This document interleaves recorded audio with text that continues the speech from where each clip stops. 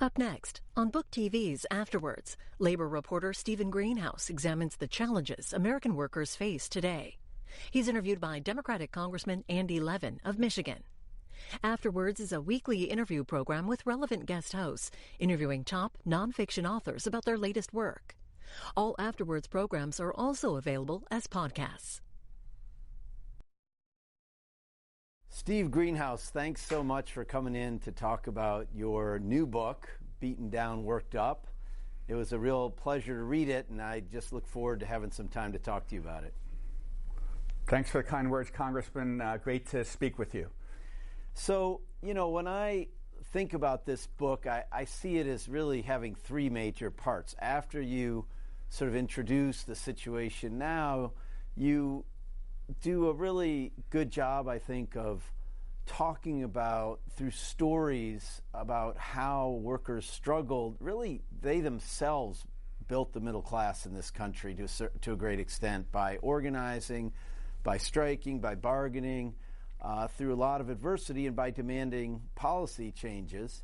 And then you go through a lot of the hard times of what I call the Reagan era, which I think we're still in, where companies and starting with the President of the United States really attacked workers a lot and their unions. And then you tell a lot of hopeful stories about different creative and innovative ways that workers have been organizing in unions and other forms, and make some policy recommendations. And one of the things I have to say is a lot of books like this are criticized because they come up short on the policy recommendations, but I hope we really get into that because you really made quite a few, I thought, interesting suggestions on what might be done to restore the voice and power of workers in this country. But so why don't you start by laying out where you see things right now? What is the status of working people in this country and their ability to shape their own lives at work? Sure. So I covered labor and workplace matters for the New York Times for 19 years, and one of my concerns in interviewing people all over the nation is that so many people had no idea, what unions are, what unions do, and how unions, help bring us the 40-hour work week and bring us pensions. And, there's the bumper sticker unions, the folks who brought us the weekend. And I wanted to, explain to people, unions have achieved a whole lot in American history, but now they're really in decline. They've really been taking on the chin. And as a result, things are considerably worse for workers, I believe, than was the case 30, 40 years ago. And I think, far too few Americans realize that that American workers have it bad in many ways compared with workers in other industrial nations on very, very basic things. We're the only industrial nation that doesn't have a law guaranteeing all workers paid parental leave, paid maternity leave. We're the only industrial nation that doesn't guarantee all workers paid vacation. In the 28 nations of the European Union, all workers are guaranteed at least 4 weeks paid vacation. In France, 6 weeks. And for decades now, American workers have been suffering terrible wage stagnation while corporate profits have reached record levels and Wall Street is again at record levels. So I think a lot of workers get in their gut that something is broken, and they're very frustrated. And in my book, I really try to explain why things have headed south for workers in many ways. And I say that worker power in the United States is arguably the weakest it's been in decades. The percentage of workers in, just 1 in 10 workers are in unions now. That's down from more than one in 3 when unions are at their peak. And unions, and they, certainly unions have some faults, but despite those faults, unions have played a key role in building the middle class, in helping give workers a voice, whether on job safety or pensions or on stopping bullying by bosses. And unions have played a key role in Washington on enacting Medicare and making Social Security more generous. But in recent years, though, unions have really been on the defensive, and corporate power has really trumped union power in many ways. So I think we, as a nation, have to figure out a way to give workers more power, to help create a fair nation, to help end wage stagnation. For example, we haven't raised the federal minimum wage in over a decade. That's the longest time in American history that the minimum wage has not been increased. And I argue that that's because worker power is so weak in Congress. They're unable to persuade, lots of members of Congress to raise the minimum wage, and it's very, very hard for millions of Americans to live on $7.25 an hour, the federal minimum wage. So, I think one of the keys of the book is to educate readers about the problems workers have and look at strategies to try to increase power for workers to help create a more prosperous nation for millions of Americans and millions of workers. Right. So I think to a certain extent, a lot of people don't even realize how few rights they have. For example, one of your suggestions is that we might go away from our current system in almost all states, I think except Montana, in which workers can be fired for, as Learned Hand said, the judge many, many decades ago, a good reason, a bad reason, or no reason at all.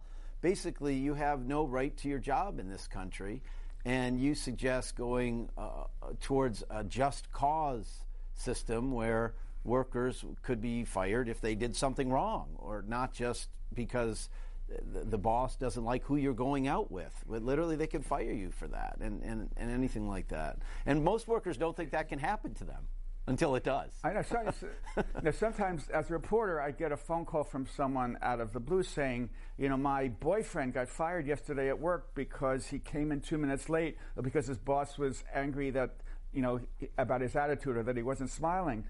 And they'd say, isn't that illegal? I'd say, don't you understand the United States we have something called at-will employment, meaning that your employer could fire you for any reason or no reason except, specifically illegal whatever ones the like civil rights racial laws. discrimination. Right, exactly. Yeah.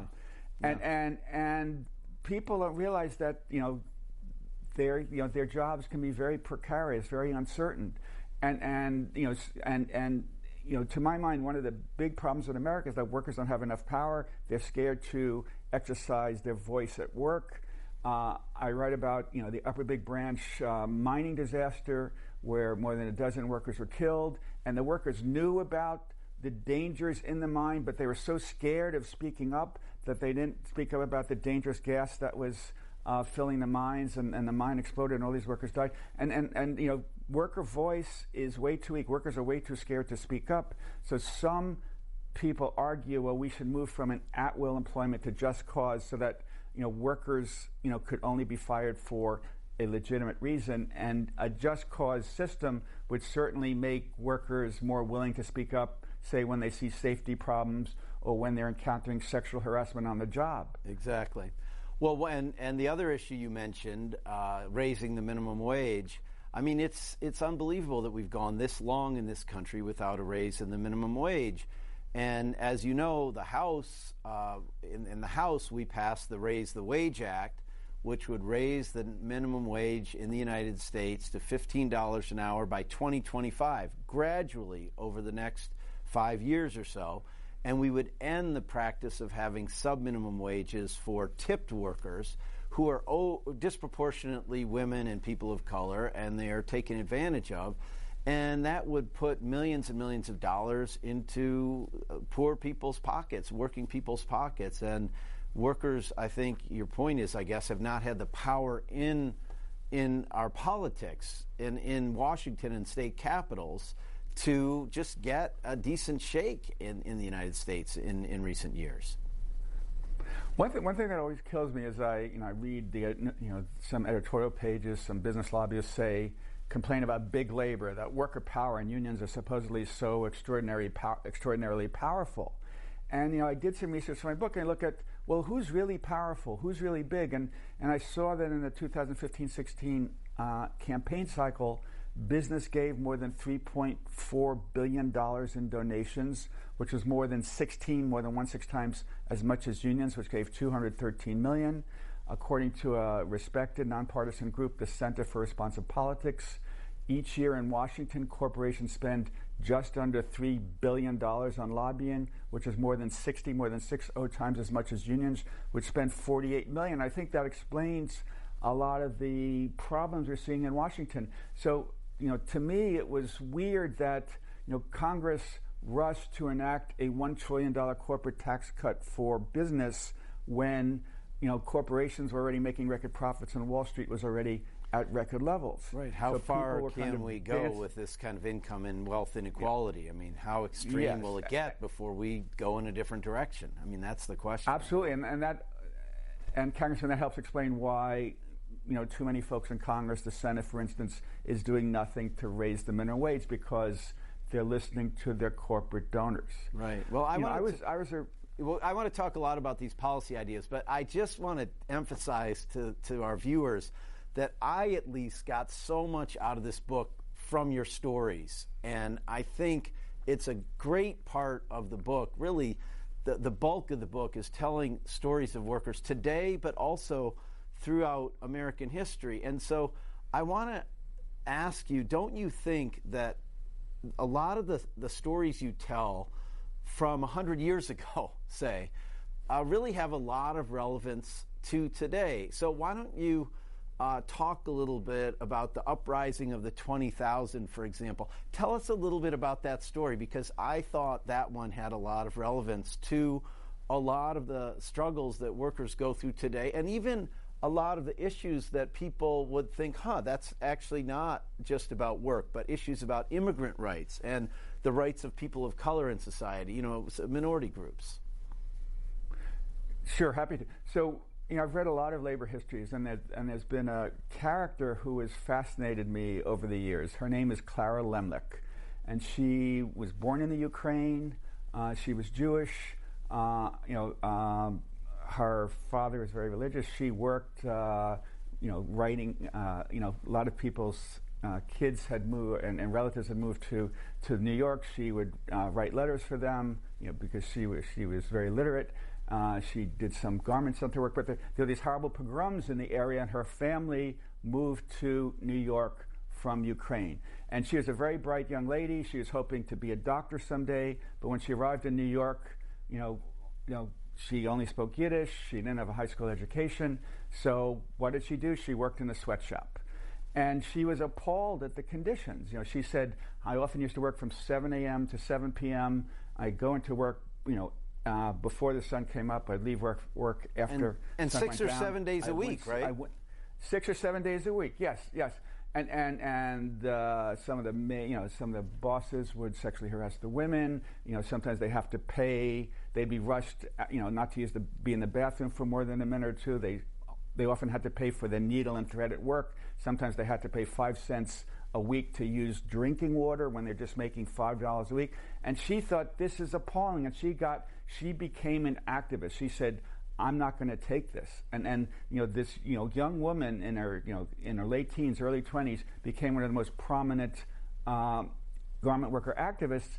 And people got fed up, and they started going on strike. And there were some long strikes at one or two garment factories. And there was a decision that there's a huge meeting at Cooper Union saying, should we have a general strike of garment workers to try to put maximum pressure on the factories? And there was a big debate, and Sid McGumpers, the founder of the first president of the American Federation of Labor, was presiding over the meeting, and he was kind of temporizing. Well, I don't know if we should have a strike. I don't know if women workers are really dedicated enough to their jobs. And Clara Lemlich, just 23 years old, stood up and said, I think it's time to call the general strike. I'm tired of being a poor working woman, struggling day after day. And the place went bonkers, bananas. Everyone stood up and called for a general strike. And that began what was the largest strike to date by women in American history. Even to this day. And to this day. And they were calling not for a 40-hour work week, they were calling for a 52-hour work week. One of the things that gets me is a lot of young people seem to think that the 40-hour work week was handed down by God. As I explained in the book, no, it was won by struggle by thousands and millions of workers and their unions. And in the uprising of the 20,000, it was a strike that lasted 2 months in the dead of winter in New York. A lot of these women, mainly Jewish and Italian immigrants, their families really went hungry for many weeks. But after 2 months, they won. They won the 50-hour work week down from 56 hours. They won the right no longer to pay for needle and thread. and at most of the factories, they won the right to join a union and have union recognition. One of the very few factories that refused to recognize a union was the Triangle Shirtwaist Factory, and 2 years later, there was this horrendous tragedy there where 146 workers died in the Triangle Fire. So, but here you have this story of a teenager and then a woman in her 20s. Many of the workers were teenagers or very young, overwhelmingly women, overwhelmingly immigrants. They didn't speak English. They spoke Italian, they spoke Yiddish. They were despised by the high society, even though some high society women ended up coming to their aid. But in general, and you don't have time to tell all the details, but they were beaten up. Some of them were beaten up. Oh, yeah, right? so I mean, physically by men, goons, sent in by their employers.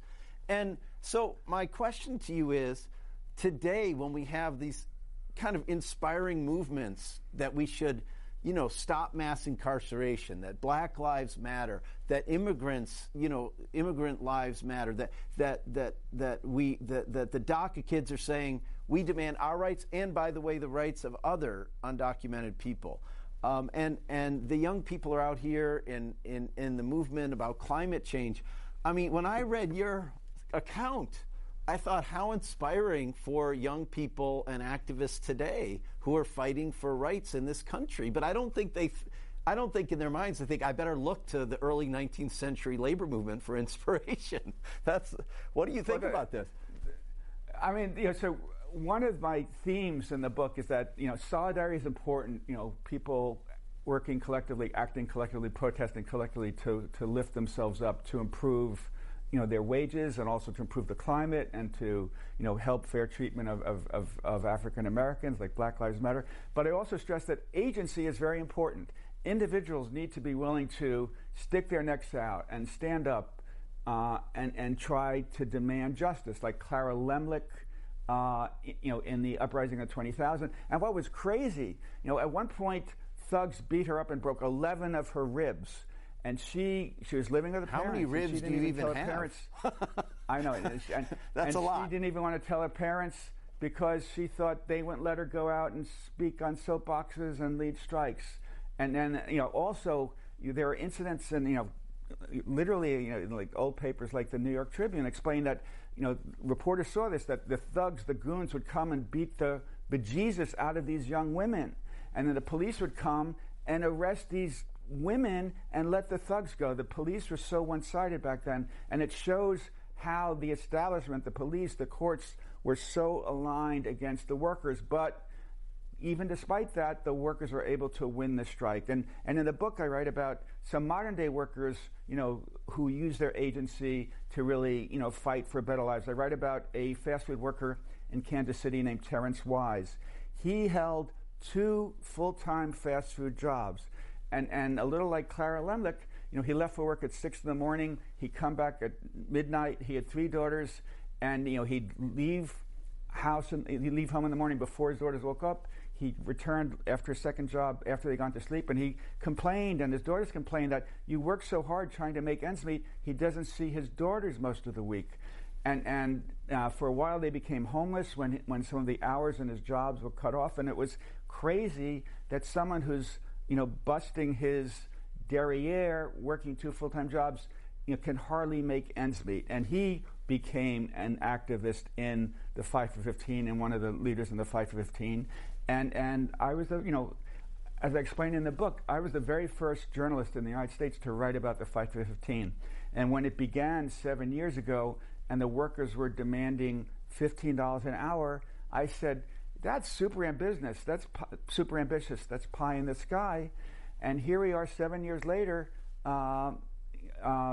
New York, California, Illinois, Maryland, Connecticut, Massachusetts, District of Columbia have all enacted $15 minimum wage. So it shows that when workers are willing to stand up, when individuals are willing to stick their neck out, they really can achieve big change. And a lot of the lessons I think that today's activists, whether it's climate activists or Black Lives Matter activists or Me Too women's activists, is, they learn a lot from the labor movement of old. And I write about how the labor movement of old, whether in the uprising of the 20,000 or the Flint sit-down strike in 1936-37 in your home state, Andy, Michigan.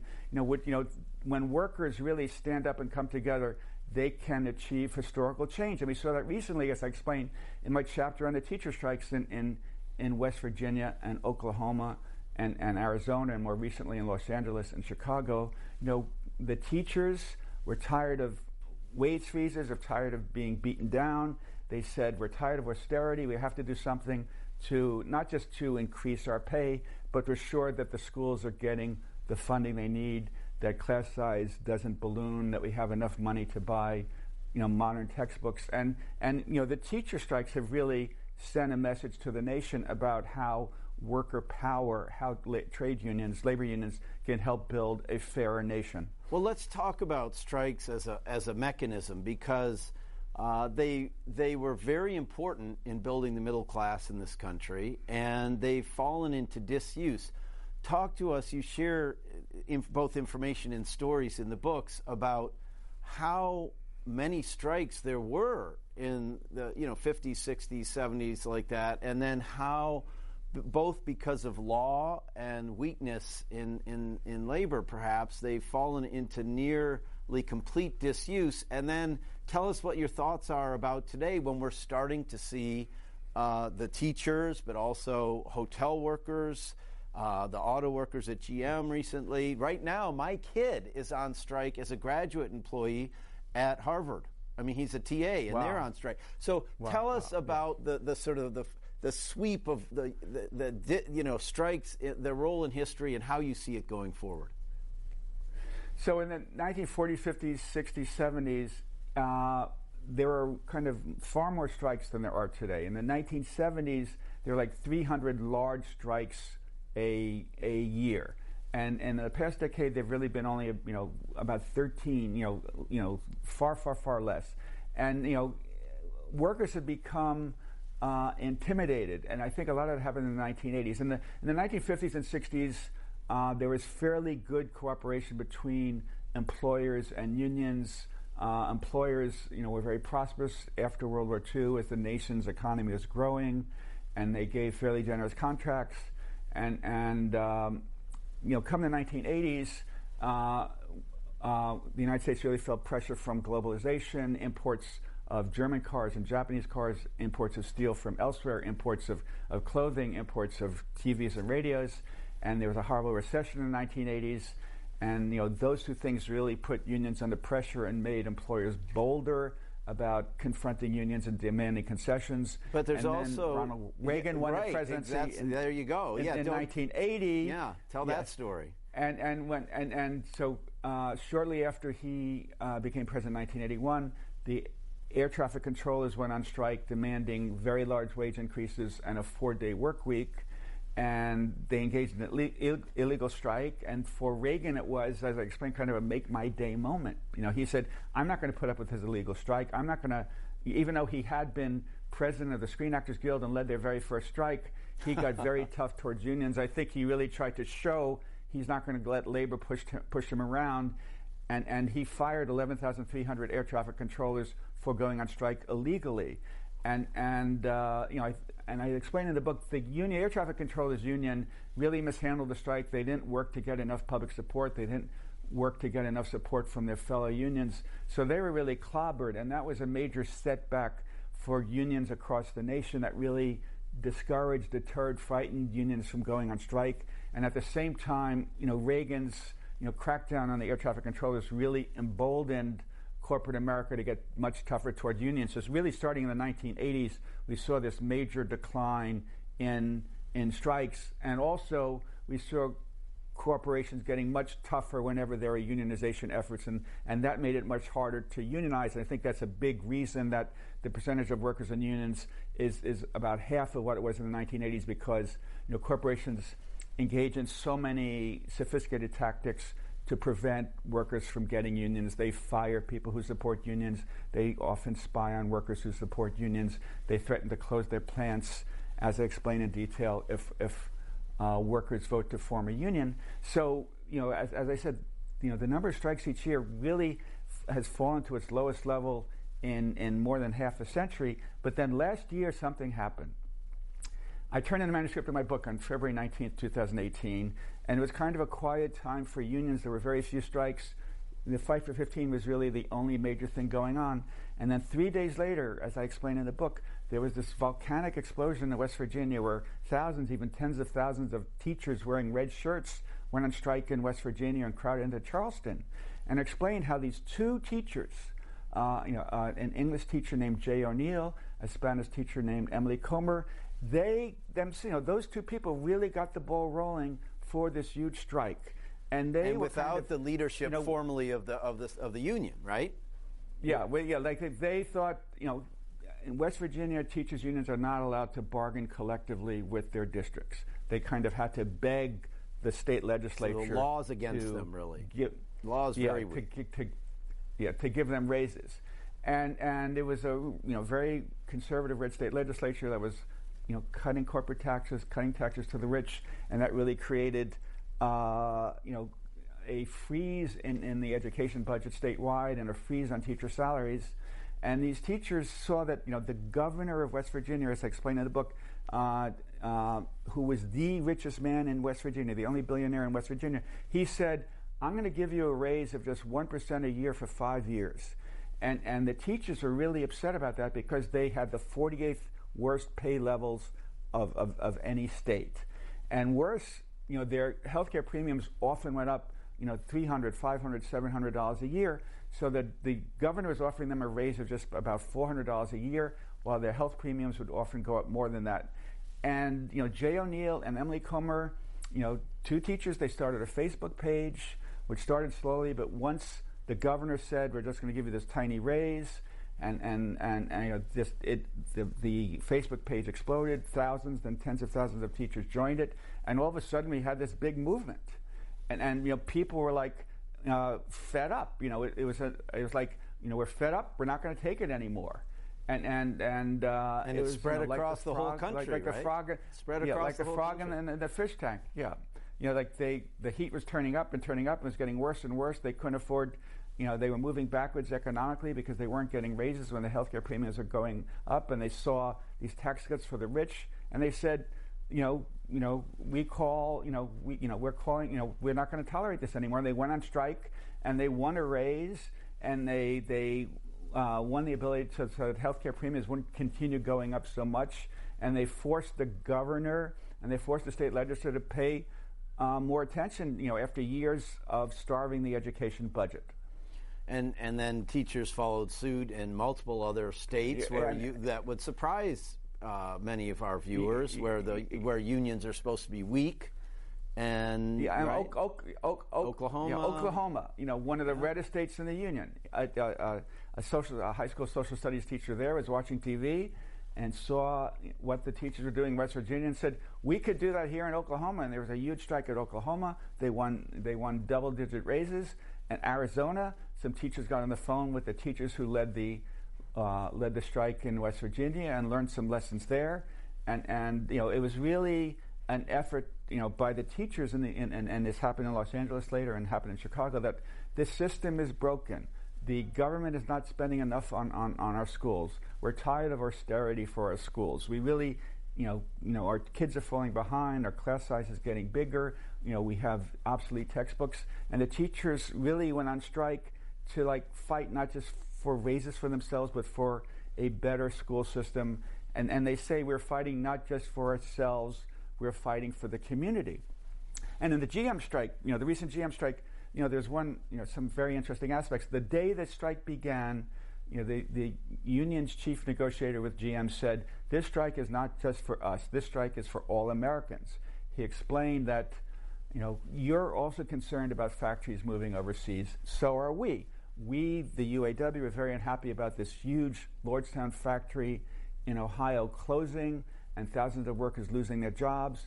And GM said, well, we have to close the plant because demand for the car that's made there, the Chevy Cruze, is declining. So GM closed that plant, but hey, it kept open a plant in Mexico that makes the Chevy Cruze. And one of the purposes of the strike to say, we don't want to tolerate this anymore. We want to try to stop jobs moving overseas. And the UAW also said, American public, you're concerned about the future of jobs for your kids and your grandkids. So are we. And they said, General Motors, long one of the biggest, most iconic companies, corporations in the United States, 7% of the workers at GM were temps, 7% of its factory workers. That's right. And they made just $15 an hour. And they said, we got to fix this. These GM workers are making hardly more than many McDonald's workers, and that's not fair. Yeah, Steve, I can't tell you how many times I mean, the strike lasted 40 days, including after, they were voting on it until they finally went back to work. And I can't tell you how many of the different picket lines I was on where I would talk to the senior people, the members who were been 10, 20, 30 years. And I said, well, what are you really out here for? And so many of them said, I'm out here for the temps. And I mean, these senior workers had not had a raise in a long time.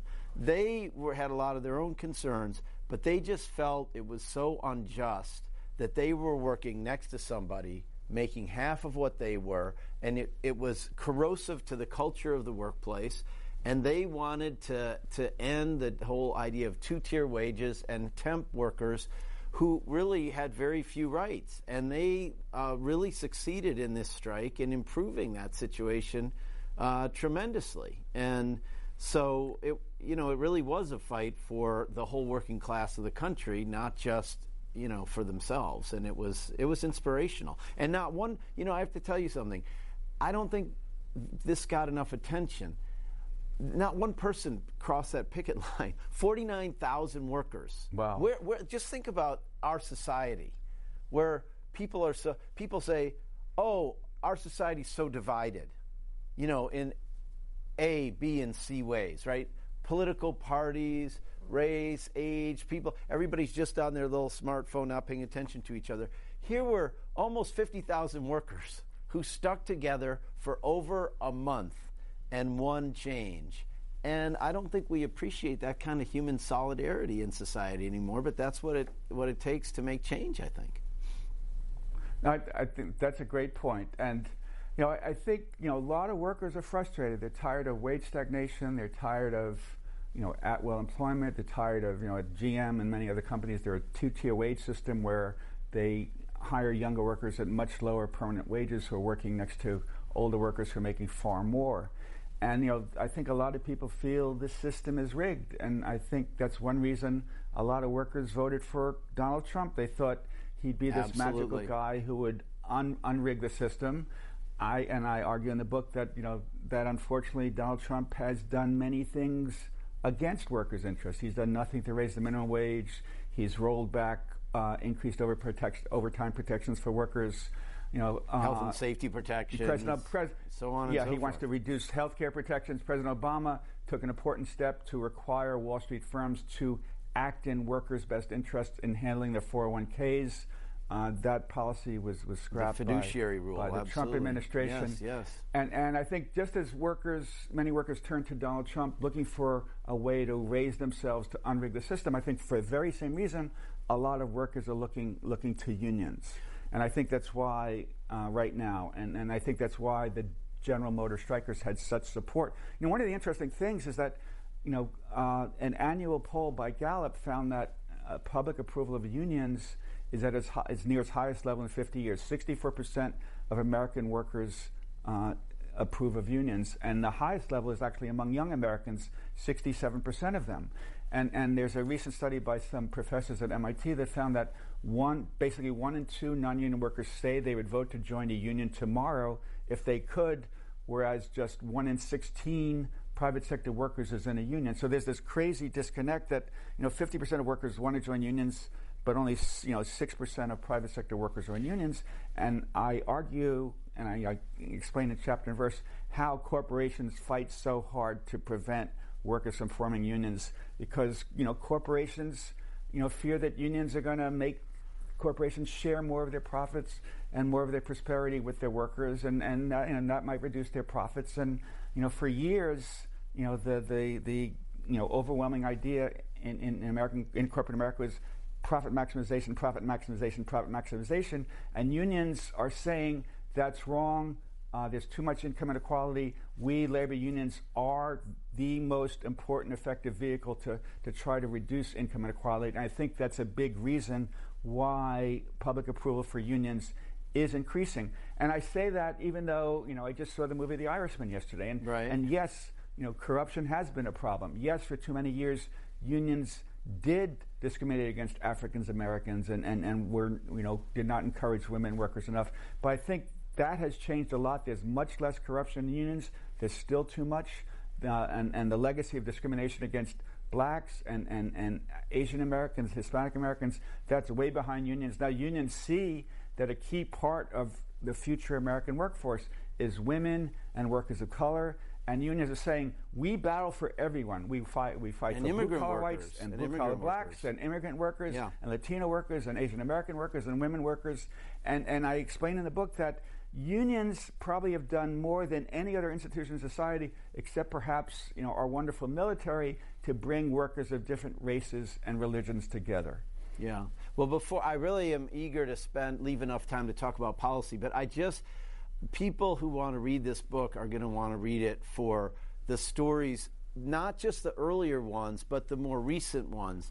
And I want to ask you to pick out a few of those because, as you know, it was fun for me to read this because I lived some of them in my years at SEIU and at the AFL-CIO and so forth. So, for example, I mean, you could sort of take your pick, but when I was at the AFL-CIO, we some unions collectively helped the workers at LAX, the airport in Los Angeles, organize there, and we used the community benefit agreement structure that was pioneered by Lane there, and you talk about that story. I got to march on the picket line at the Frontier strike, the longest strike where nobody crossed the picket line in over 6 years, something like that, in Las Vegas. And you explain really, I think, in some really effectively and in detail how the culinary union, what's now called Unite Here union there, has an incredible model really of empowering and organizing workers, many immigrant workers who, were a hotel, housekeeper, has a middle class life. We brought a lot of young people into the labor movement through Union Summer, which I created and ran, and I think you pull threads together in various places about the importance of young people organizing. And I mentioned my son. I mean, graduate employees organizing at different universities has been an area of growth for the labor movement. So talk about, pick out one or two of these stories of the innovations that you have seen workers creating through worker centers, through unions, that you think could be promising models for workers to gain more voice and power in the economy going forward. Okay, so let me try to tell two stories, and I'll try not to take too much time. So I try to write, I devote a chapter to the Culinary Workers Union in Las Vegas, which is the union representing hotel housekeepers, dishwashers, assistant cooks. And I write about them because in many ways they're a model union that has done a great job lifting people who are usually low-wage workers, lifting them into the middle class, building a powerful union that has done a ton in politics. And I profile a hotel housekeeper named Frances Garcia, an immigrant worker who works at the MGM Grand, and she makes $19.51 an hour, and under the union contract she gets 40 hours a week. That makes $780 a week and about $40,000 a year. And I visited her apartment. She has a nice 3-bedroom apartment with her 3 kids. She's raised them on her own. Her husband, and the tremendous health care. You got to mention that. Their health tremendous health care. She doesn't pay any premiums for her health care, and she, doesn't need Medicaid. She doesn't need food stamps. She doesn't need welfare. And I described Frances Garcia as an example to show what a really good, effective union can do to lift people into the middle class. And in contrast, the typical non-union hotel worker in the nation makes just $11 an hour, according to the Bureau of Labor Statistics. And they often don't work 40-hour weeks. They often work, say, a 30-hour week. So that's $330 a week, maybe $17,000 a year. You can't raise a family, 3 kids on $17,000 a year. You can hardly raise yourself on $17,000 a year. So the culinary union is a great example of what unions can achieve. Also, so in the 2016 election, Wisconsin, Pennsylvania, Michigan, union strongholds have all flipped from blue to red. And I explain in my chapter on the culinary union about how a very powerful, effective union that does a great job communicating with its members, mobilizing them to get involved in elections, to make phone calls and knock on doors, that union, the culinary union, played a key role in flipping Nevada from red to blue. And I quote the president of the parent union, D. Taylor, saying, labor unions are strong in Ohio, Wisconsin, Pennsylvania, Michigan. If they do what we do, communicate with our workers, educate them about the economy and what's going on in politics, unions in those states can do what we did in Nevada. Right. And Frances Garcia is, she fled Honduras, because of this huge hurricane there. She moved to the United States, and she's like fighting very hard, for lifting other workers, for lifting herself, for raising her children.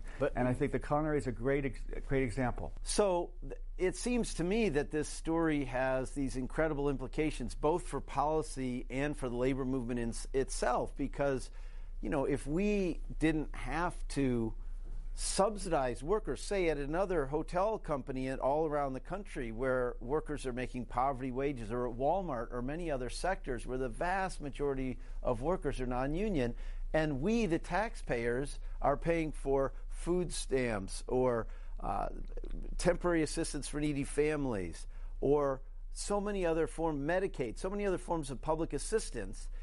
If workers just, were able to form their own unions, they could take care of themselves. And then there are the implications that you talk about in the book for the labor movement, where you think they need to devote more money to organizing. Well, here's a union that did that, where they need to empower their own workers to take care of themselves instead of picking up a phone and calling a union staff person. It sounds like this story that you tell in the book has implications really broadly, and for the labor movement itself and for policy. Yes, a few responses. So there have been these elaborate studies done showing that a high percentage of Walmart workers and Amazon warehouse workers are on food stamps, and those studies, for instance, have pressured Amazon to adopt the $15 minimum wage at its warehouses. So it is true that all these workers who work really hard still unfortunately need federal food stamps and other assistance.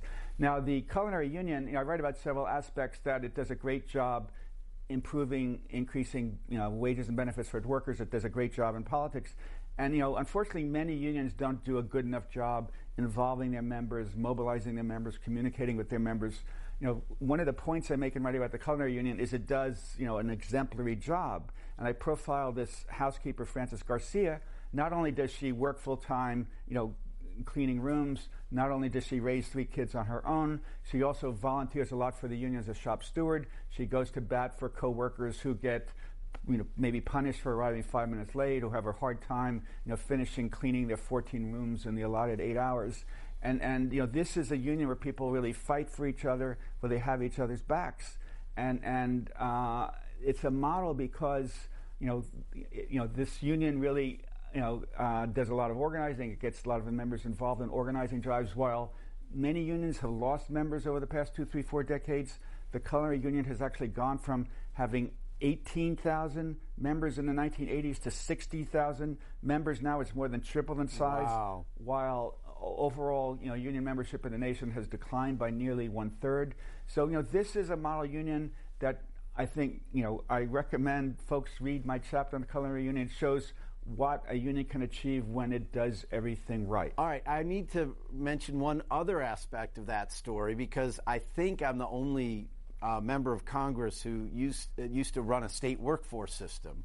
And you in the book talk about one innovation might be having states administer unemployment insurance, but also possibly be involved in job training programs and helping workers access it.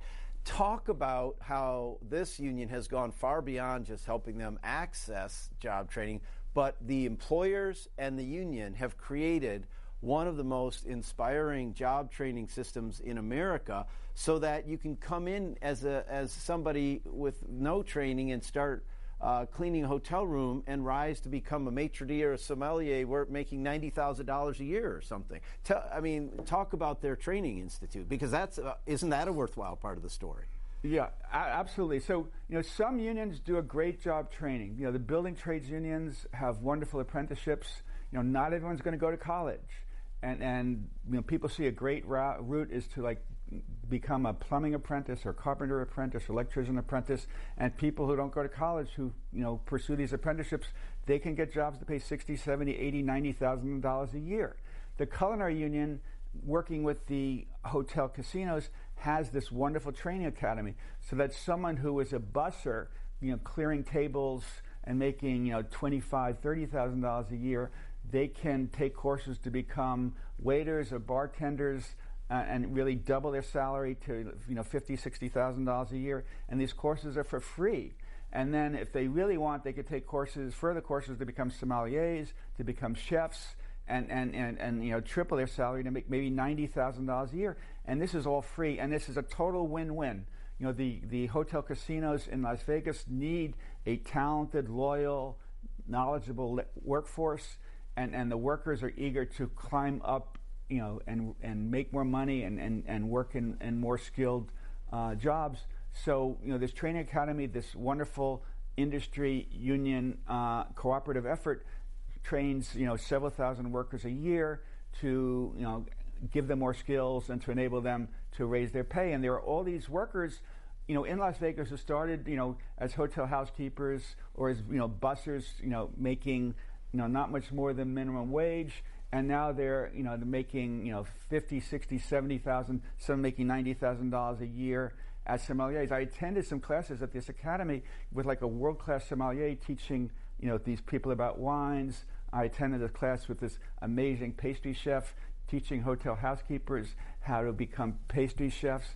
And it really is and it's for free, and it's great for the industry, it's great for the workers, it's great for society when there are these cooperative efforts to provide industry with the skilled workers they need and to lift workers who are eager to move up in the world. Well, so let's talk more broadly about this, because you mentioned about policy and how we can help more workers in this country access this kind of life. You mentioned the building trades, and they have incredible apprenticeships where there's this thing that everybody should go to college, meaning four-year college. And really, there's no economist that has a model of our future economy where they can show that we need more than, 50, 60% of the workforce to go to four-year college. And we are always going to need what you might call these middle-skilled jobs, or jobs that really require more than high school but less than a four-year degree, that are really a ticket to the middle class. And certainly could be if more industries were organized like the building trades are. So, but I don't think most people know that if you sign on to be an iron worker or a laborer or an operating engineer, an electrician, a plumber, all these, bricklayer, all the different trades, that you get education and work, you earn while you learn, you become a master at your craft, you're offered lifelong education, because just like a doctor or lawyers, you go back again and again, like the electricians go back to learn about installing solar panels and electric vehicle charging stations, for example. And your benefits are portable, because if you're a construction worker, say, you're going to build one building for 6 weeks or 6 months, and then you're going to go to another one, and each employer contributes to your health care and your retirement. So the question is, how can we get this kind of a middle-class life for more Americans? Because I think people look at the low unemployment rate and they say, why isn't everybody happy? But you've told the story in your Fight for 15 chapter, because all those people had a job. The darn thing is, they had 2 and 3 jobs, and they still didn't have a middle-class life. So let's kick off the policy discussion. What are your your top picks for policy changes you think we ought to make so that more American workers can have a real middle-class life, which is, I think, all we really want? So I was reporter for the New York Times for 31 years. For 5 years, I was based in Paris as the the Times European economics correspondent. And I wrote about companies and workers in Germany and Italy and France and Spain and the Netherlands and Sweden and England. And unfortunately, a lot of the folks I spoke to in Europe would say they make fun of the United States. They say they had this term "mick jobs," that many jobs in the United States would pay minimum wage without benefits, without vacations, and they'd sneer at the low level of jobs in the United States. They say the United States is a low road economy, whereas I once did a story about McDonald's workers in Denmark who average $20 an hour and have great benefits and get lots of vacation a year, whereas McDonald's workers in the U.S. averaged $8 an hour and often didn't have health coverage and often didn't get vacation. So, I think something was broken in the United States. I think that's one of the main points in the book, is that too often we have a low road economy with low wages and no benefits, and it makes it very hard for workers to make ends meet to support their families, and makes it very hard for family work balance. So we have to figure out ways to improve things for workers. So in the book, I really look at various models and strategies to make things better for workers. And I think one way is, I think our campaign finance system is very broken. As I said, corporations far outspend unions and worker groups, and that's why the minimum wage is stuck. That's why there's this huge attack on health coverage for all. And I think we have to fix our campaign finance system so it's not so dominated by the rich, so it's not so dominated by the Koch brothers network, so it's not so dominated by corporations. And I think there's something really wrong when someone could give $100 million and have a huge voice in the campaign and have much more say than a school teacher or a nurse or a steel worker. So I think that's something we need to do. So I'm gonna push you to do sort of rapid fire here. So we, in the House, we passed H.R. 1, which would, for example, have public financing for campaigns. If people gave up to $200, that it would be matched 6-1. And some states, cities have done that. So that's one. Let me ask you. I counted 17 proposals. I think I thought it was terrific, and I'd say four or five of them are covered by what we're working through in the House right now, the Protecting the Right to Organize Act, or the PRO Act, which we have passed through the Education and Labor Committee, which I'm the vice chair of, and talk about briefly what happens when workers try to form a union, and some of the, just if you had to name kind of quickly 3 or 4 things that need to change so that workers could actually form a union today, what would they need to be?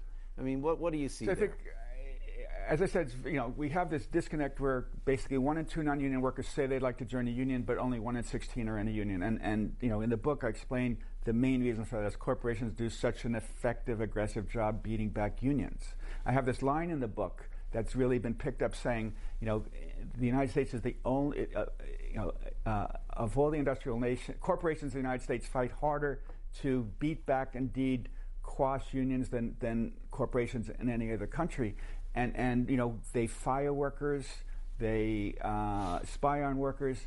And one of the crazy things is that under federal law, corporations that break the law to keep out unions, they can't be fined. They face no punishments whatsoever. It often takes years to win back the jobs of workers who are fired for supporting a union. And I argue in the book that something's broken when corporations can flagrantly and repeatedly break the law to keep out a union and only have their wrist slapped. So I think we need much stricter penalties to discourage companies from doing that. And I think another problem is that workers only bargain one workplace at a time, whereas in Europe there's like industry-wide bargaining, which gives workers much more clout when they bargain with an industry. I think we have to figure out a way as a society, because corporations so dominate now and worker power is so weak, we have to figure out a way to give workers more power in bargaining. So wage boards or sectoral bargaining or something like that. Sectoral bargaining. I write about here in New York City where I am, there are tens of thousands of Uber and Lyft drivers, and they can't unionize because they're often considered independent contractors. But the New York City did a study finding that about 95% of Uber and Lyft drivers make less than the minimum wage. So you have all these drivers driving 60, 70 hours a week, sometimes falling asleep at the wheel, doing dangerous things. So the city enacted a law that creates a minimum compensation for Uber and Lyft drivers of $17.22 an hour. And a city is stepping in and saying something is really broken for tens of thousands of workers, and we want to do what we think is fair for both the industry and for these drivers to help ensure that they can make a decent living and not have to work 70 hours a week and fall asleep at the wheel. Yeah, one of the things I think that your book does such an effective job of doing is showing that there's the agency of the individual, there's the solidarity of a group of workers coming together, often thousands, or teachers across a state, whatever the examples are, and then there's an ineluctable role of policy. And we're not different from Europe because God ordained it or the invisible hand. It's countries, states, cities make policies, right, that cause these things. So, to wrap up, what is your, do you think there's hope for workers in America? And if so, why? Because we've just got about a minute left, and I want to let you, leave us on an up note, because I feel hopeful myself, and your book gave me hope. So why? Yeah, I think I'm feeling much more hope than just a few years ago. There's been this strikes where workers are showing, we're fed up and we want better. Public approval of unions is way up. Even Donald Trump is calling for paid family leave. Something Republicans have opposed for years and years. And young workers are really standing up. Graduate student unions. In my profession, journalism, nurses are unionizing, teachers are really feeling emboldened. So I think there's a sense that something is broken in the workplace, and that collective action, unions going on strike, working together. Even 20,000 Google workers went on strike to protest how the company was mishandling sexual harassment. So I think workers really see that there are benefits to collective action, to working together to improve, their lives and their family lives, and trying to create a fairer society and a fairer America. Well, that's great. Steve Greenhouse, I just feel like your book really lays out how we could have a more hopeful future if we enact policies that just can unleash all of this energy we see around the country, so that workers can really come up with their own solutions to organizing and having a voice at work again. So thank you so much for your book, for your work, and thanks for this conversation. I really appreciate it. This was great. Thanks for doing this with me. Great talking with you. All right, take care.